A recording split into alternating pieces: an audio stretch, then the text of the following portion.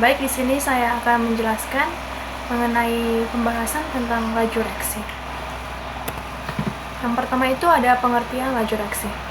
Laju reaksi adalah kecepatan terjadinya perubahan konsentrasi reaktan atau produk dalam suatu reaksi kimia persatuan waktu.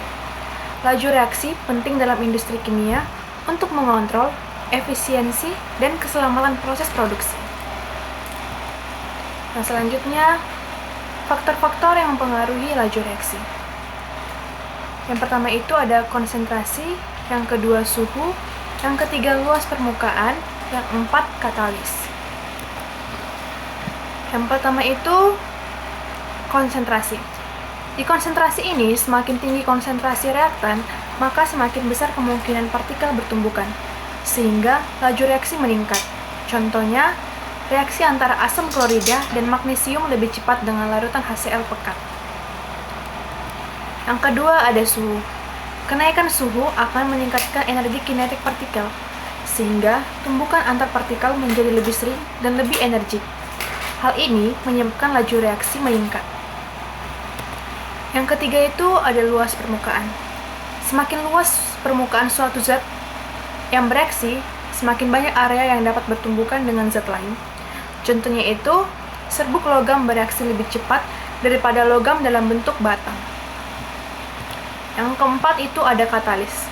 Katalis adalah zat yang dapat mempercepat laju reaksi tanpa ikut bereaksi secara permanen. Katalis menurunkan energi aktivasi yang diperlukan agar reaksi terjadi. Di sini ada contoh soalnya. Contoh soal yang pertama yaitu, mengapa serbuk seng bereaksi lebih cepat dengan asam klorida dibandingkan dengan lempeng seng? Jawabannya yaitu karena serbuk seng memiliki luas permukaan lebih besar, sehingga lebih banyak area untuk bertumbukan dengan partikel HCl. Contoh soal yang kedua, jelaskan mengapa laju reaksi meningkat saat suhu dinaikkan. Laju reaksi meningkat saat suhu dinaikkan itu karena partikel memiliki energi kinetik lebih tinggi, sehingga tumbukan terjadi lebih sering dan lebih energik. Yang ketiga itu, apa fungsi katalis dalam suatu reaksi kimia? Katalis dalam suatu reaksi kimia berfungsi untuk mempercepat laju reaksi dengan menurunkan energi aktivasi tanpa ikut bereaksi secara permanen. Yang keempat, dalam reaksi gas A ditambah gas B, produk, mengapa tekanan membuat reaksi berlangsung lebih cepat? Jawabannya yaitu karena tekanan tinggi meningkatkan konsentrasi gas, sehingga partikel lebih sering bertumbukan. Jadi, kesimpulan dari pembahasan tadi adalah laju reaksi dipengaruhi oleh berbagai faktor, seperti konsentrasi, suhu, luas permukaan, katalis, dan sebagainya.